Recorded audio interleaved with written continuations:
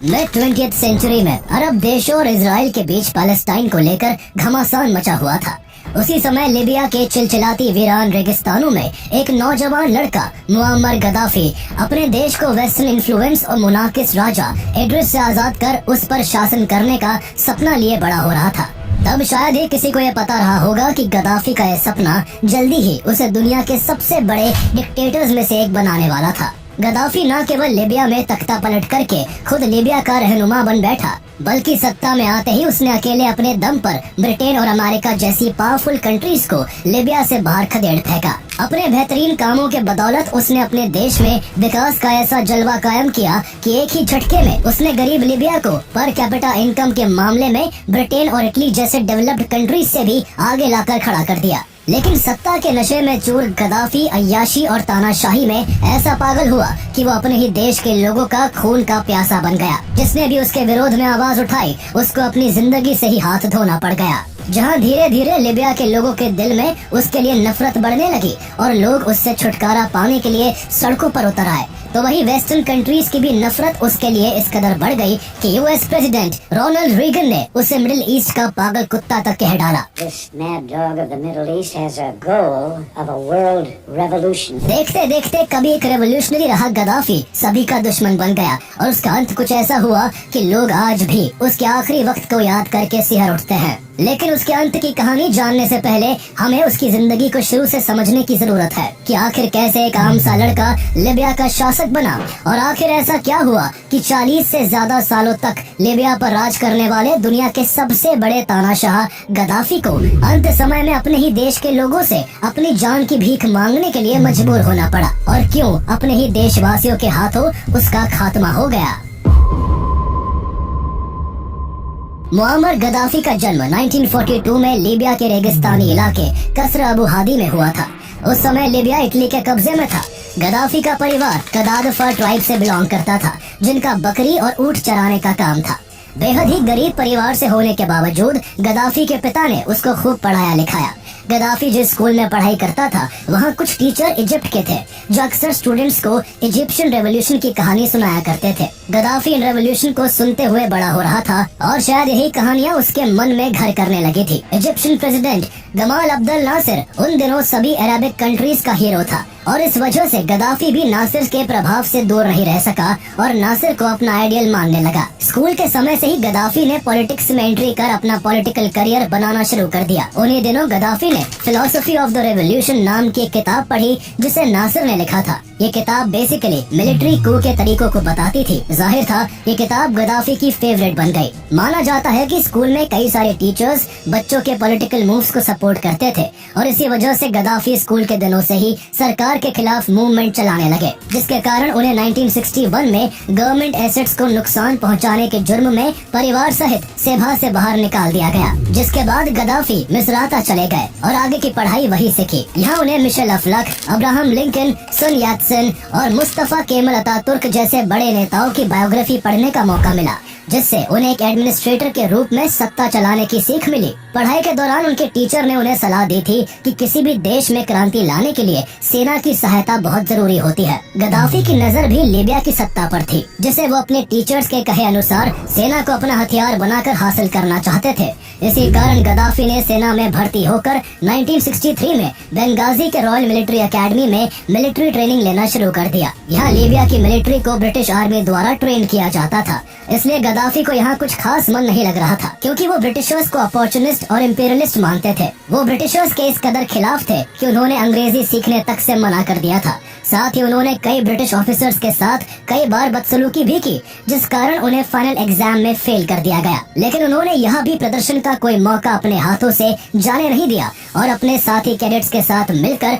1964 में free officers नाम से एक मूवमेंट शुरू कर दिया, जिसमें रेवोल्यूशनरी इजिप्शियन नेशनलिस्ट ऑफिसर्स ने बढ़ चढ़कर हिस्सा लिया। ये सभी फ्री ऑफिसर्स सीक्रेटली मिला करते थे और अरब देशों से वेस्टर्न प्रभाव को खत्म करने की स्ट्रेटेजी बनाते थे। गद्दाफी ने इस दौरान कई लोगों के साथ अच्छे संबंध बना लिए जो आगे चलकर उनके बहुत काम आने वाले थे। अगस्त 1965 में ट्रेनिंग खत्म करके गद्दाफी सेना के कम्युनिकेशंस ऑफिसर बन गए। अप्रैल 1966 में उन्हें मिलिट्री के एडवांस ट्रेनिंग के लिए यूनाइटेड किंगडम भेजा गया, जहां उन्होंने 9 महीने से अधिक समय तक यूके के अलग अलग शहरों में मिलिट्री ट्रेनिंग ली। यूके में रहने के दौरान गद्दाफी ने महसूस किया कि यूके लीबिया से कहीं अधिक विकसित है।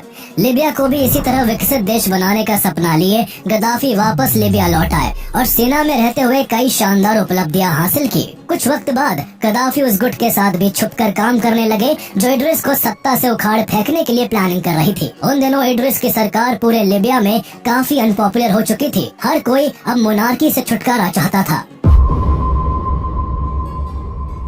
साल 1959 में लीबिया में क्रूड ऑयल की खोज हुई। उसके बाद मानो लीबिया की लॉटरी लग गई। ऑयल से होने वाली भरपूर कमाई से लीबिया की इकोनॉमी में भी काफी सुधार होने लगा, लेकिन इसका लाभ वहाँ की जनता को नहीं मिल पा रहा था। प्रॉफिट का ज्यादातर हिस्सा केवल राजा इड्रिस और उसके करीबी लोगों के पास ही जा रहा था, जिससे गरीब और जरूरतमंद लोग अभी भी भुखमरी और बेरोजगारी की चपेट में ही थे। इड्रिस ने तेल से हो रहे प्रॉफिट को अपने तक सीमित रखने के लिए लीबिया की फेडरल रूलिंग सिस्टम को सेंट्रल बना दिया था, जिससे आम लोगों में नाराजगी बढ़ने लगी थी। ऑयल इंडस्ट्री अब करप्शन का नया जरिया बन चुका था। लोगों में नाराजगी बीतते दिन के साथ चरम पर पहुंच चुकी थी। वही 6 डे वॉर में मिली हार ने राजा के खिलाफ लोगों को भड़का दिया था। पब्लिक का मानना था कि इड्रिस ने इस युद्ध में इजराइल के डायरेक्ट सपोर्टर अमेरिका का साथ दिया है। अरब देशों में इस शर्मनाक हार से जनता में इड्रिस के खिलाफ विरोध प्रदर्शन भड़क उठा। कैपिटल सिटी त्रिपोली और बेंगाजी में वेस्टर्न कंट्रीज के खिलाफ नारेबाजी होने लगी। ये विरोध इस कदर बढ़ गया कि यहाँ के लेबर्स ने इजिप्ट के लोगों के साथ मिलकर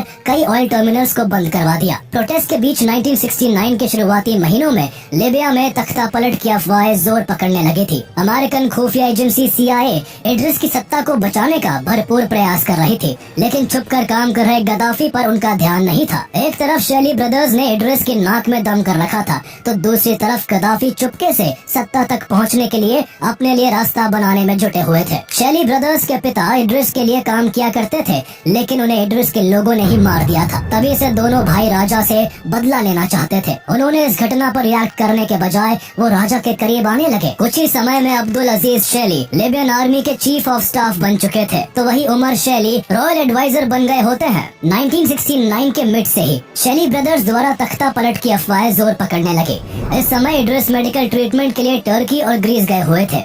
अगस्त 1969 तक इड्रिस को भी समझ आ चुका था कि अब उनके हाथ से लीबिया की सत्ता निकल चुकी है, इसलिए उन्होंने यहाँ लौटने के बजाय ग्रीस के एथेंस से ही अपने पद को छोड़ने की अनाउंसमेंट कर दी, जिसको 2 सितंबर 1969 को एक्सेप्टेंस मिलने वाली थी और इसके बाद उनका भतीजा राजा बनने वाला था। उधर शेली ब्रदर्स की नजरों से दूर गद्दाफी को लीबिया की सत्ता पर काबिज होने का अच्छा मौका हाथ लगा। जब तक शेली ब्रदर्स कोई एक्शन ले पाते, तब तक गद्दाफी की 12 मेंबर्स वाली डायरेक्टोरेट ने 1 सितंबर 1969 को तख्ता पलट करने के लिए ऑपरेशन जेरूसलेम की शुरुआत कर दी। 2 घंटे के भीतर ही गद्दाफी के साथियों ने कूच कर लीबिया को अपने कंट्रोल में ले लिया। गद्दाफी ने ये काम इतना सीक्रेट रूप से किया था कि इड्रिस के पर्सनल बॉडीगार्ड और त्रिपोली के बाहर तैनात अमेरिकन आर्मी तक को कानों कान इस तख्ता पलट की खबर नहीं लगी। अब तक लीबिया के लोग अनजान थे कि आखिर इस तख्ता पलट को किसके इशारे पर अंजाम दिया गया है। लेकिन फाइनली 7 दिन बाद गद्दाफी ने अपनी पहली स्पीच दी, जिसके बाद लोगों को पता लग सका कि इस तख्ता पलट के लीडर कोई और नहीं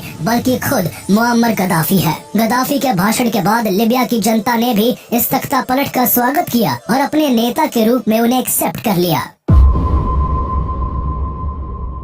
सत्ता पर काबिज होते ही गद्दाफी ने रेवोल्यूशनरी कमांड काउंसिल RCC के साथ मिलकर लीबिया से मोनार्की को हमेशा हमेशा के लिए उखाड़कर पुराने कॉन्स्टिट्यूशन को खत्म कर दिया और लीबियन अरब रिपब्लिक की स्थापना की। लीबियन अरब रिपब्लिक की स्थापना के बाद गद्दाफी खुद लीबिया के न्यू गवर्निंग बॉडी और RCC के चेयरमैन बन जाते हैं। लीबिया के सबसे पावरफुल लीडर बनने के बाद भी वो अपने आप को जनरल के पोस्ट पर प्रमोट नहीं करते और कर्नल के पोस्ट पर ही पूरी लाइफ बने रहते हैं। उनका कहना था कि देश में जनता का शासन कायम करने के लिए उन्हें मिलिट्री की सुप्रीम पोस्ट लेने की जरूरत नहीं है, लेकिन ये तो सिर्फ कहने की बात थी। असल में लीबिया की सारी पावर उन्हीं के हाथों में होती है। इसके अलावा उन्होंने अलबेदा की जगह त्रिपोली को लीबिया की नई राजधानी बना दिया। गद्दाफी ने खुद गरीबी से उठकर लीबिया की सत्ता हासिल की थी, इसलिए उन्होंने ज्यादातर मिडिल क्लास लोगों को अपनी कैबिनेट में जगह दी, जिस कारण गद्दाफी तेजी से जनता के बीच पॉपुलर होने लगे। इसके बाद उन्होंने लीबिया को एग्रीकल्चर में सेल्फ डिपेंडेंट बनाने के लिए 1969 में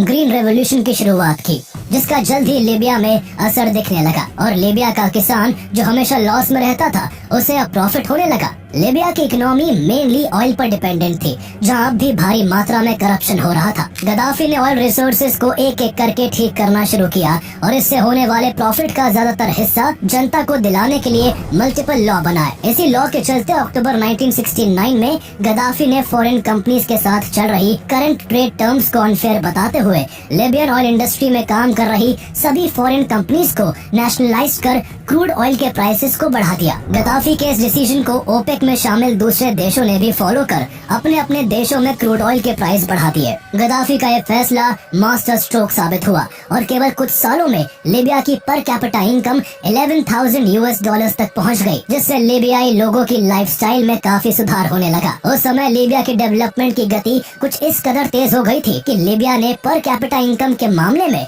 इटली और ब्रिटेन जैसी कई डेवलप्ड कंट्रीज को भी पीछे छोड़ दिया था। लेकिन ऑयल के बढ़ते प्राइसेस के कारण जहां लीबिया जैसे ऑयल प्रोड्यूसिंग देश मुनाफे में थे, तो वहीं दूसरे देशों को इसे खरीदने में काफी परेशानी होने लगी, जिस कारण ऑयल इंपोर्ट करने वाले देश इसके खिलाफ विरोध जताने लगे। इसलिए ऑयल के प्राइस में स्टेबिलिटी लाने के लिए अप्रैल 1971 में सभी बड़ी ऑयल कंपनीज और ओपेक मेंबर्स के बीच त्रिपोली एग्रीमेंट को साइन किया गया, जिससे ऑयल खरीदने वाले देशों को भी कुछ सहूलियत हुई और ओपेक में शामिल सभी देशों का प्रॉफिट भी बना रहा। गद्दाफी ने न केवल ऑयल को लेकर लीबिया के विकास के लिए काम किया, बल्कि कुछ ऐसे भी डेवलपमेंट्स किए जिससे लोगों के दिलों में उनके लिए जगह बन गई। गद्दाफी ने लीबिया के लोगों को सुविधा देते हुए मिनिमम वेजेस को डबल कर दिया और महिलाओं को भी पुरुषों के बराबर सैलरीज देने का आदेश दिया। महिलाओं की बेहतरी के लिए लीबिया में 16 वर्ष से कम उम्र की लड़कियों की शादी को बैन कर दिया गया। इस तरह के बेहतरीन फैसलों से लीबिया में महिलाओं की कंडीशन में काफी सुधार होने लगा। इस बीच गद्दाफी ने अरब देशों के बीच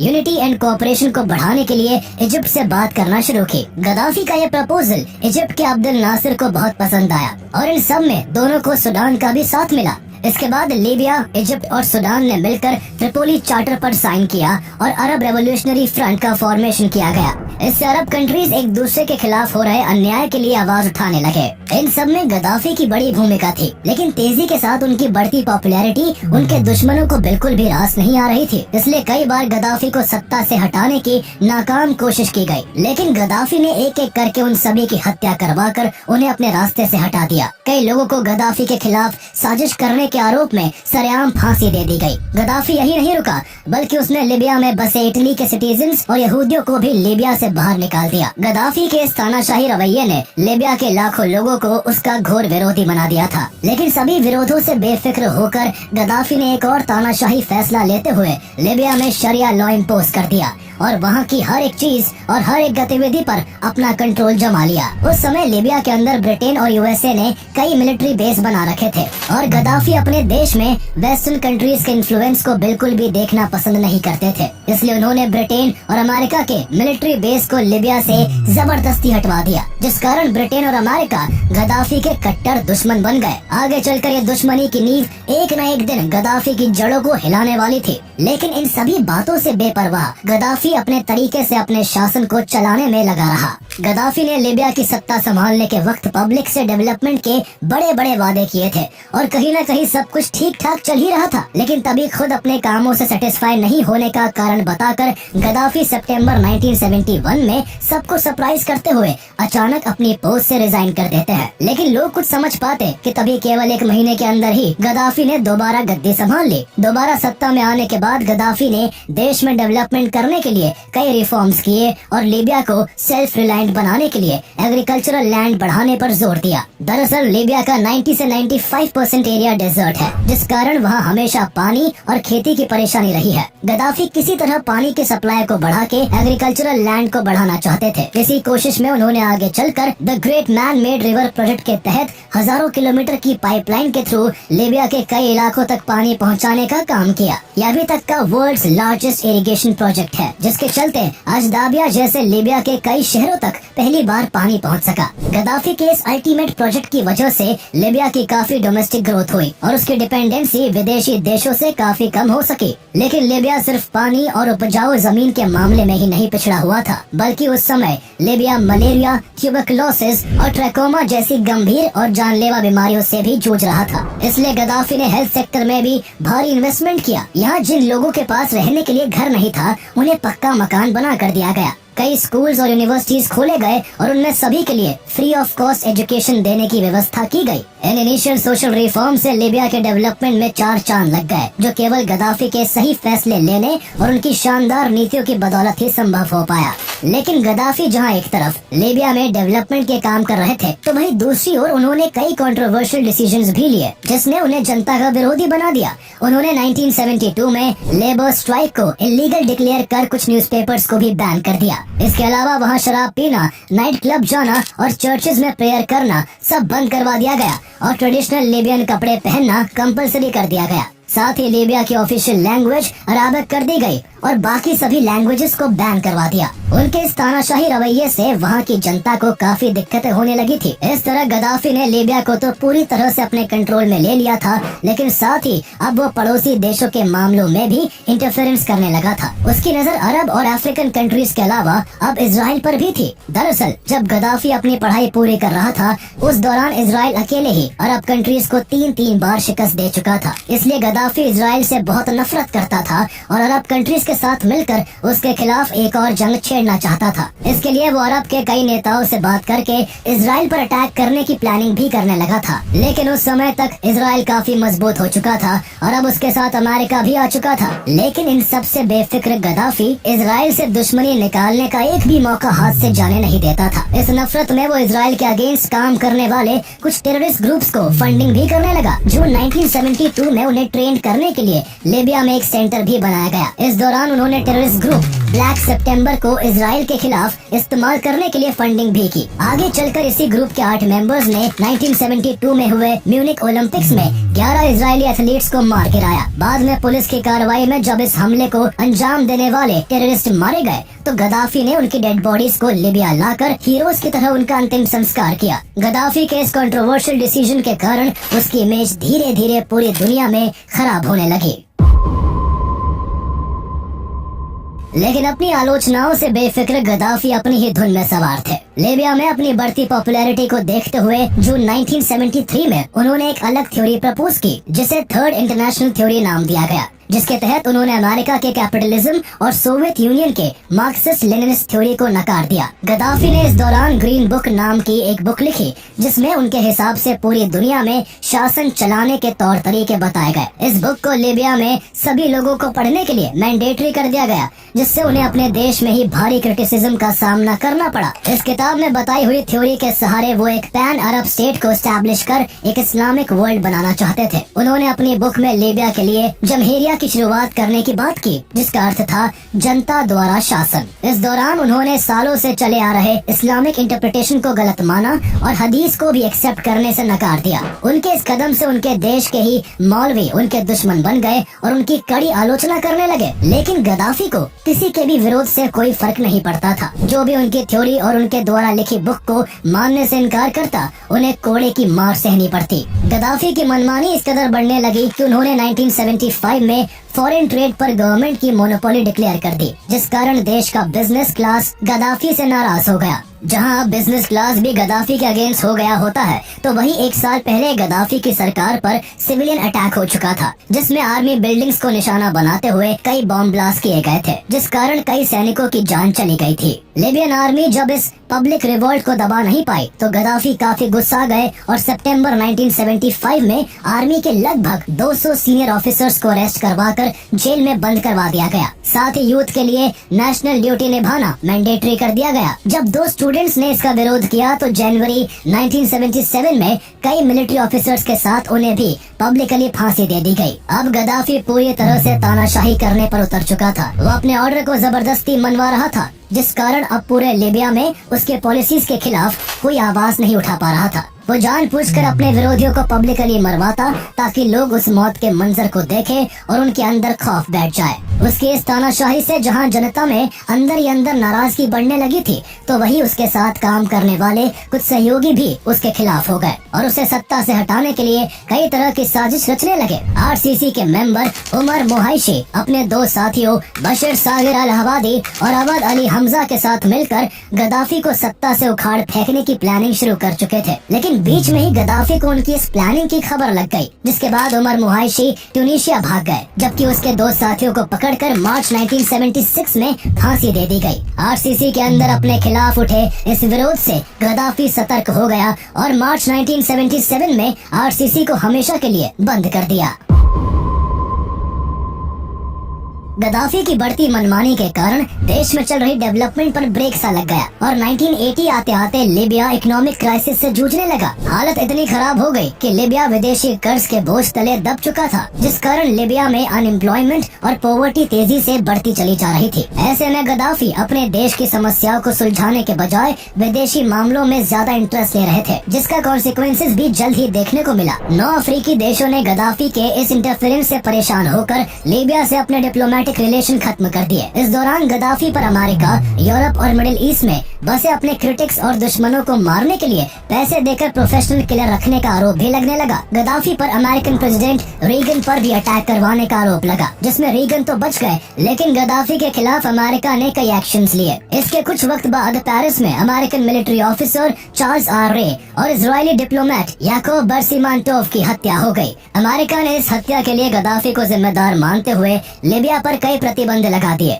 और यही से गद्दाफी CIA के सीधे रेडार पर आ गया। इसके अलावा अमेरिका ने लीबिया से ऑयल खरीदने से भी मना कर दिया और अमेरिकन कंपनीज को लीबिया में काम बंद करने का स्ट्रिक्ट ऑर्डर दे दिया। लेकिन गद्दाफी अपने सत्ता के नशे में इस कदर चूर था कि उसे न तो अपने देश के लोगों के विरोध से कोई फर्क पड़ा और न ही इंटरनेशनल लेवल पर उसकी बिगड़ती इमेज की उससे चिंता थी। गद्दाफी ने अपना क्रिमिनल नेटवर्क इतना स्ट्रॉन्ग कर रखा था कि वो अपने विरोधियों को किसी भी देश में किसी भी वक्त मरवा सकता था। 5 अप्रैल 1986 को एक ऐसा ही केस देखने को मिला, जब उसने वेस्ट बर्लिन के ला बेले नाइट क्लब में अपने एजेंट के थ्रू बॉम्ब ब्लास्ट करवा दिया, जिसमें 2 अमेरिकी सोल्जर्स और एक टर्किश महिला की जान चली गई और टोटल 229 लोग बुरी तरह घायल हो गए। अब क्योंकि इस वक्त वेस्ट बर्लिन अमेरिका और उसके वेस्टर्न एलाइज के अंडर था और अमेरिकी सोल्जर्स इस अटैक में मारे गए थे, इसलिए अमेरिका इस हमले के जवाब में 15 अप्रैल 1986 को operation L Dorado canyon launch करके लीबिया पर एयर स्ट्राइक कर देता है। इस एयर स्ट्राइक में अमेरिका लीबिया के त्रिपोली और बेंगाजी मिलिट्री बेस पर भारी बमबारी करता है, जिसमें कई लोगों की जान चली जाती है।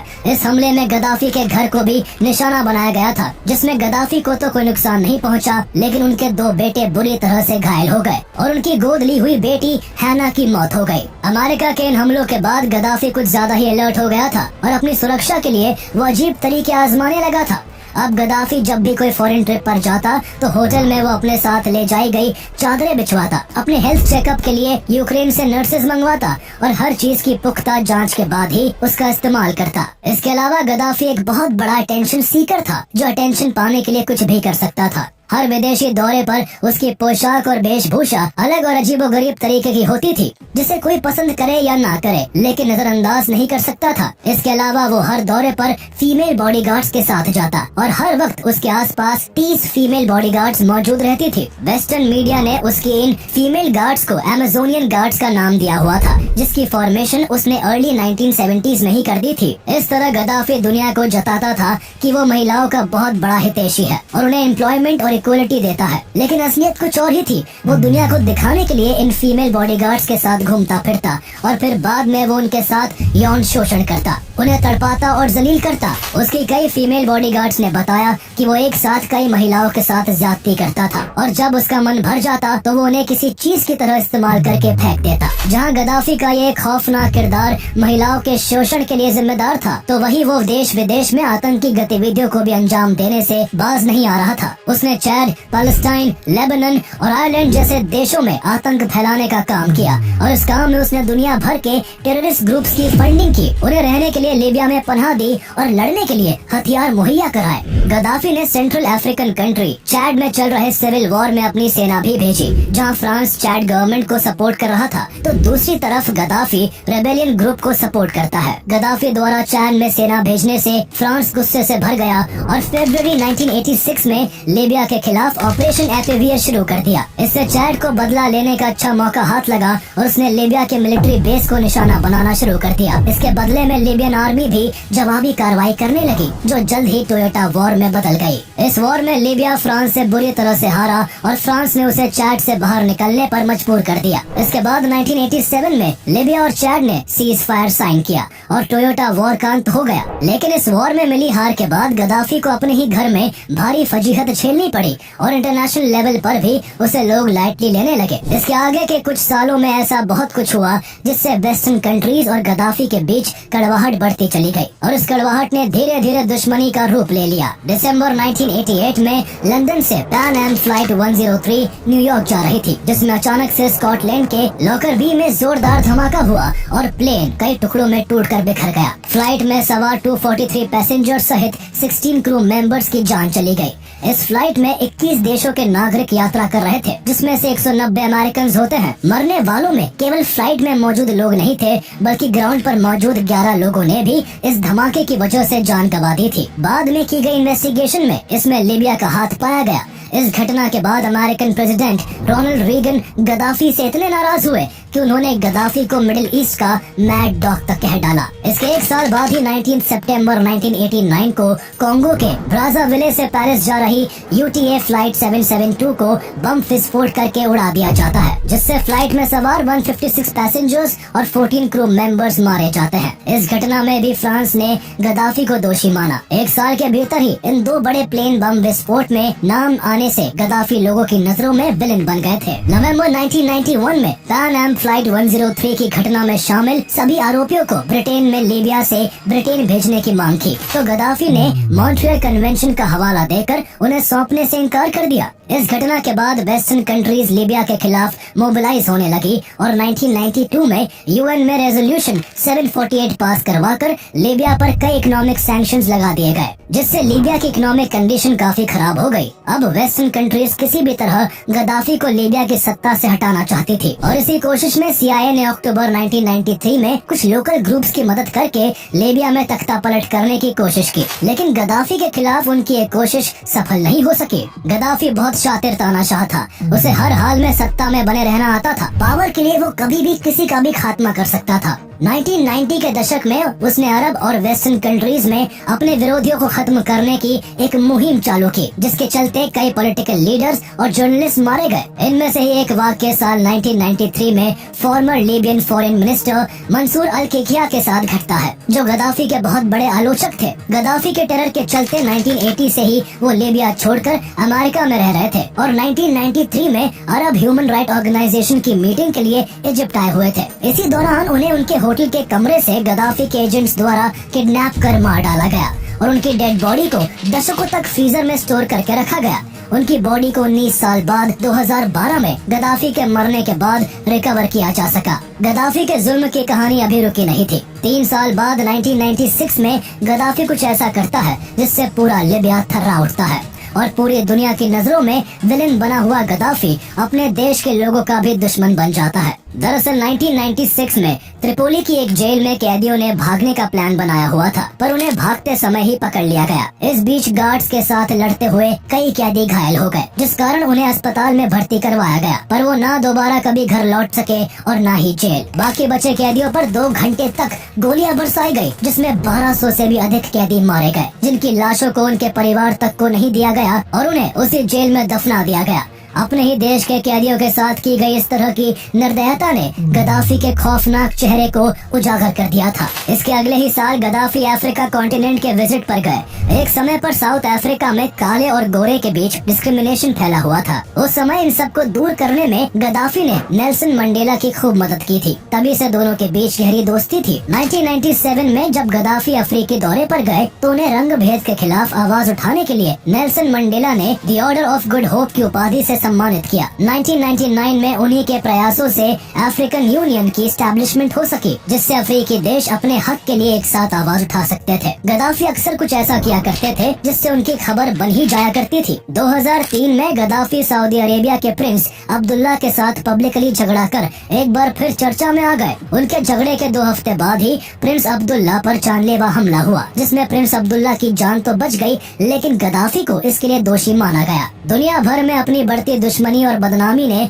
गद्दाफी को परेशान करना शुरू कर दिया था। देश के अंदर और बाहर हर तरफ उसके दुश्मन बन चुके थे और उसे अंदाजा हो गया था कि अगर उसे सत्ता में बने रहना है तो उसे अपनी नीतियों में कुछ बदलाव करना होगा। इसलिए वो अचानक से अमेरिका समेत अन्य वेस्टर्न कंट्रीज से रिश्ते सुधारने लगा। उसने न केवल अमेरिका पर हुए 9/11 आतंकी हमले की आलोचना कर अमेरिका और विक्टिम्स के लिए सिंपैथी और सपोर्ट जाहिर किया, बल्कि उसने 2003 में पैन एम फ्लाइट 103 बॉम्बिंग के 2 प्राइम सस्पेक्ट्स को ब्रिटेन को सौंप दिया और इस बमबारी में मारे गए लोगों के परिवारों को $2.7 बिलियन की सहायता भी दी। इस तरह की कोशिशों के बाद ब्रिटेन और अमेरिका के साथ गद्दाफी के रिश्ते कुछ हद तक ठीक हो गए। गद्दाफी के इस तरह के अच्छे बिहेवियर और कोऑपरेशन को देखते हुए 2006 में अमेरिका ने लीबिया को स्टेट स्पॉन्सर्स ऑफ टेररिज्म की सूची से हटा दिया, जिसके बाद से सब कुछ ठीक चल रहा था। पर गद्दाफी को चैन से बैठना पसंद ही नहीं था। 2008 में सीरिया में आयोजित अरब लीग समिट में गद्दाफी ने अमेरिका पर सद्दाम हुसैन की तरह उन्हें भी मारने की प्लानिंग करने का आरोप लगाया। उनके इस दावे ने पूरी दुनिया में सनसनी मचा दी। इसी साल गद्दाफी ने अपने सपोर्टर अफ्रीकी नेताओं के एक ग्रुप से अपने आप को किंग ऑफ किंग्स डिक्लेयर करवा लिया। गद्दाफी के इस अटपटे और अतरंगी बिहेवियर से लीबिया में ही उनके खिलाफ आवाज उठाई जाने लगी थी। विद्रोहियों की संख्या बढ़ गई थी और लीबिया में आए दिन सरकार के खिलाफ प्रोटेस्ट रोज की बात हो गई थी। कुल मिलाकर लीबिया और बाकी के सभी अरब देश अब गद्दाफी और उसकी हरकतों से परेशान हो चुके थे और उससे छुटकारा पाना चाहते थे। साल 2011 आते आते मिडिल ईस्ट और अरब कंट्रीज में काफी कुछ बदल चुका था। लोग सालों से राज कर रहे तानाशाहों से तंग आ चुके थे। एम्प्लॉयमेंट की भारी कमी थी, देशों में गरीबी बढ़ती ही जा रही थी और विरोध की आवाजों को दबाने की पूरी कोशिश हो रही थी। सोशल मीडिया के इस एरा में लोगों और खासकर नौजवानों के बीच तानाशाहों के खिलाफ गुस्सा पनप रहा था। 2010 के आखिर में ट्यूनीशिया से रिवोल्ट्स का सिलसिला शुरू हुआ और ये आग की तरह Egypt, Syria, Yemen, Bahrain, Iraq और लेबनान जैसे देशों में फैल गया। लीबिया भी इस आग से अछूता नहीं रह सका और फरवरी 2011 में लोग गद्दाफी के खिलाफ सड़कों पर उतर आए। जल्द ही ये प्रोटेस्ट एक युद्ध में बदल गया, जिसके चलते लोग गद्दाफी की सत्ता को उखाड़ फेंकने को बेचैन हो गए। पर गद्दाफी अब भी झुकने को तैयार नहीं था और उल्टा उसने रेवोल्यूशनरीज पर ड्रग एडिक्ट और अलकायदा जैसे टेररिस्ट ऑर्गेनाइजेशन से जुड़े होने का आरोप लगाते हुए सेना से प्रोटेस्टर्स पर बमबारी करने का आदेश दे दिया, जिसके बाद लोग उसके खिलाफ और भी ज्यादा भड़क गए। इस बमबारी की घटना से गद्दाफी के अंत की शुरुआत हो चुकी थी। उसके आदेश अनुसार सेना ने बेंगाजी में प्रोटेस्टर्स पर गोलियां चला दी, जिसमें सैकड़ों लोग मारे गए। चारों तरफ हाहाकार और मौत का मंजर छा गया। गद्दाफी की इस क्रूएलिटी और मनमानी से परेशान होकर कई नेताओं ने अपने पद से इस्तीफा दे दिया और प्रदर्शनकारियों के सपोर्टर्स बन गए। प्रोटेस्ट तेजी से लिबिया, मिसराता, अल-बायदा और टोब्रुक जैसे शहरों तक फैल गया और जल्दी ही प्रोटेस्टर्स ने इन शहरों को अपने कब्जे में भी ले लिया। इस दौरान दोनों साइड्स ने युद्ध के नियमों को नहीं माना, जिससे लीबिया में बुरी तरह से केओस फैल गया। लीबिया के इन बिगड़ते हालातों में जहां गद्दाफी कुछ सालों से अमेरिका और वेस्टर्न कंट्रीज से अच्छे रिलेशंस बनाकर ये उम्मीद कर रहा था कि उसके पुराने कारनामों को अमेरिका भूल जाएगा और इस दौरान उसके खिलाफ कोई एक्शन नहीं लेगा, तो वही अमेरिका को गद्दाफी से पुराना हिसाब चुकता करने का ये बेस्ट चांस लगा। 26 फरवरी 2011 को यूनाइटेड नेशन सिक्योरिटी काउंसिल ने लीबिया की बिगड़ते हालातों और लिबियन सिटीजन्स फोर्सेस को एयर स्ट्राइक और बमबारी से बचाने का हवाला देकर लीबिया को नो फ्लाई जोन डिक्लेयर कर दिया। इस दौरान गद्दाफी के खिलाफ आंदोलन बिखरा हुआ था, जिसे कोई लीड करने वाला पॉपुलर फेस नहीं था। ऐसे में सभी प्रोटेस्टर्स और लीबिया के लोगों को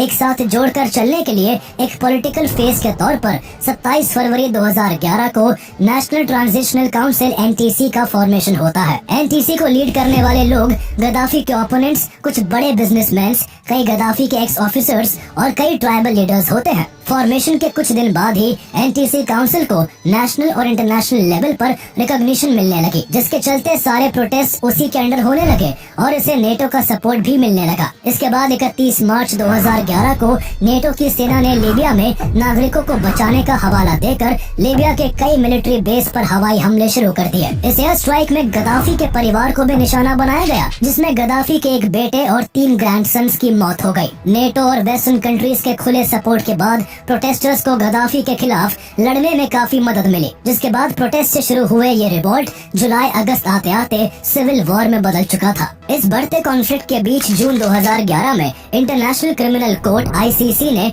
गद्दाफी, उनके बेटे सैफ अल इस्लाम और उनके ब्रदर इन लॉ अब्दुल्ला सेनूसी के खिलाफ अरेस्ट वारंट जारी कर दिया। हालांकि उसी महीने एमनेस्टी इंटरनेशनल ने अपनी रिपोर्ट पब्लिश की, जिसमें उन्होंने लिखा कि गद्दाफी कई युद्ध के भले ही जिम्मेदार थे, लेकिन ICC की इन्वेस्टिगेशन में एविडेंस का भारी अभाव था। यह अरेस्ट वारंट केवल वेस्टर्न मीडिया के कवरेज को ध्यान में रखकर जारी किया गया, जो कि वन साइडेड और बायस था। जहां इंटरनेशनल लेवल पर ये सब डिबेट्स चल रही थी, तो वहीं नेटो के सपोर्ट से NTC के रेबल फोर्सेस ने देश के वेस्टर्न पार्ट को भी कैप्चर कर लिया, जिससे अब लगभग पूरा लीबिया उनके कंट्रोल में आ गया। लोगों के बढ़ते आक्रोश को देख गद्दाफी डर कर राजधानी छोड़कर भाग गए और लगभग 2 महीने तक उनका कुछ पता नहीं लगाया जा सका। अक्टूबर 2011 में रेबल फोर्सेस ने गद्दाफी के होम टाउन सर्ट को भी अपने कंट्रोल में लेना शुरू कर दिया था।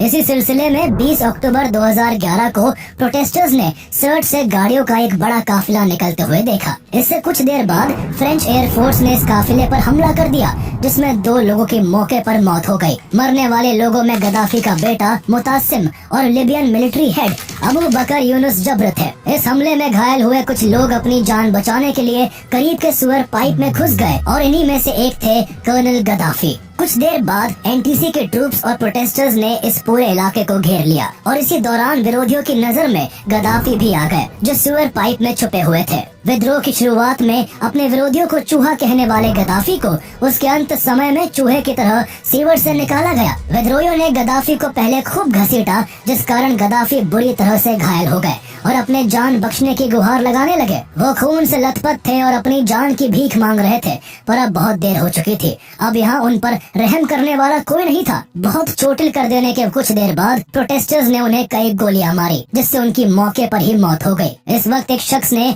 इस पूरे इंसिडेंट को कैमरा में कैद कर लिया था। बाद में इस वीडियो के जरिए दुनिया भर के लोगों ने देखा कि कैसे 42 साल तक लीबिया पर शासन करने वाले गद्दाफी अपने ही देश के सताए गए लोगों के हाथों अपनी जान गंवा बैठे और इस तरह लीबिया में 4 डेकेड से चले आ रहे गद्दाफी के शासन ने अंतिम सांसें ली।